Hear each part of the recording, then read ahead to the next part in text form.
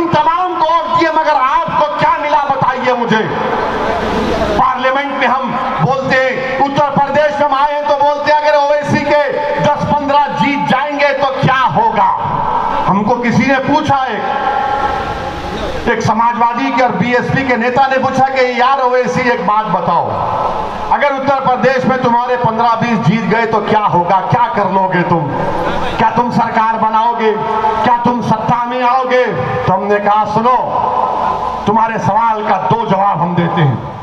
पहला जवाब यह है कि जब हम बिहार में इलेक्शन लड़ रहे थे, सीमांचल में इलेक्शन लड़ रहे थे, तो ये सेकुलर से पार्टी जो अपने आप को सेकुलर कहते, सेकुलर नहीं है, ये लोग फिरका परस्त हैं। ये अपने आप को सेकुलर दिखाते पर अंदर आरएसएस की चड्डी पहनकर अपने आप को सेकुलर कहते हैं लोग।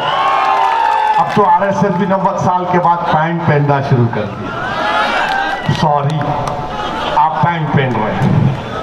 तो मेरे अजीज दोस्तों, हमने कहा कि जब सीमांचल बिहार में इलेक्शन लड़ रहे थे, यही लोग ने, मीडिया के लोग जाकर सीमांचल की हमारी एक मां से पूछे कि बताओ मां, इस विधानसभा के बिहार के चुनाव में तुम किसको वोट दोगे।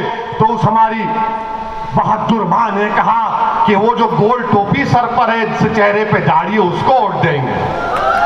तो उस रिपोर्टर ने पूछा कौन सा, कौन, सबके सर पर गोल टोपी है, दाढ़ी है। बोले वो लंबा सर का जो है ना, जो हैदराबाद से है, उसको वोट देंगे। उस रिपोर्टर को ताज्जुब हुआ, उसने पूछा क्यों वोट दोगे मां उसको। तो उसने कहा उसको सत्ता से लालच नहीं है, वो लड़ने वाला है। उसको सत्ता से मोहब्बत नहीं है, वो लड़ना चाहता है, इसलिए लड़ने वाले को वोट दे। तो हमको सत्ता से मतलब नहीं है। बहुत बन गए संतरी मंत्री, क्या काम किए ये मंत्री बताओ। ये तो बंदरों की तरह एक पेड़ से एक पेड़ कूदते रहे, भर के गरीबों की मदद नहीं कर सके। हमको ना संतरी बनना है, ना मंत्री बनना है, हमको नेता बनना है, लीडरशिप को पैदा करना है। हमने कहा कि तुम्हारा सवाल था कि अगर 15-20 जीत जाएंगे तो क्या होगा। हमने कहा आप देखते ना लोकसभा में हम कितने एमपी हैं, बताओ कितने। तो कहा कि 2 है। मिला 2 500 पे भारी है नहीं है, वो खामोश हो गए। बोले जब हमारा भाषण पार्लियामेंट में होता है 5 मिनट का, 6 मिनट का होता है, तो बीजेपी और सपा तमाम लोग सेंट्रल हॉल से भाग के आते, अरे ये ओवैसी क्या बोलेगा, सुनते हैं, भाग के आके सुनते हैं हमको। सब खड़े, हम खड़े होते ही शुरू हो जाते, ये नारा कभी वो नारा।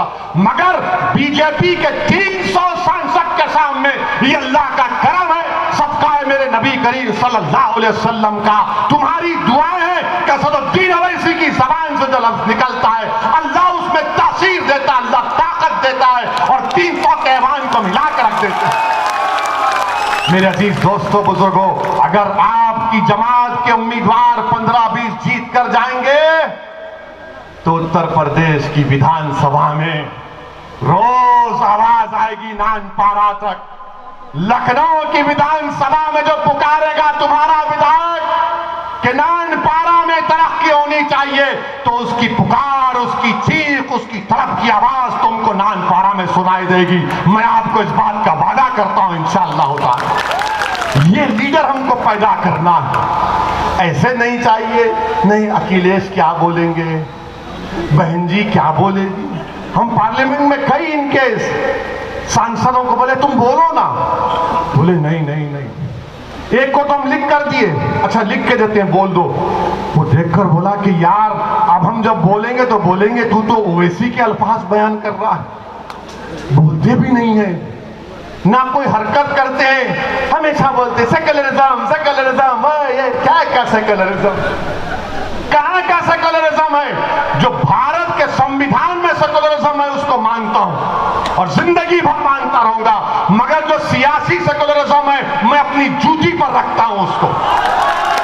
जो सियासी सेक्युलरिज्म है वो धोखे का है, वो फरेब का सेक्युलरिज्म है, उसमें कोई दम नहीं है, कोई दम नहीं है।